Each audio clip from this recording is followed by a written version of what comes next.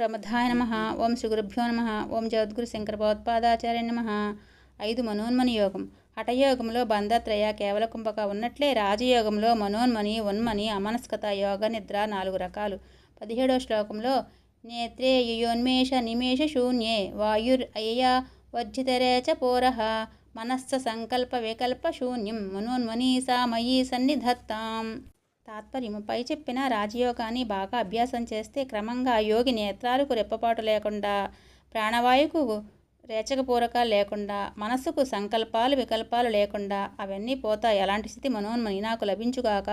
వివరణ: ఈ శ్లోకంలో ప్రాణస్తంభనతో చిత్తస్తంభనం కాదు, మనస్సుని మనస్సుతోనే నిరోధించటం. నిరోధం చిత్తాన్ని బంధించడం ద్వారా కాదు, దృశ్య మాధ్యమం ద్వారా.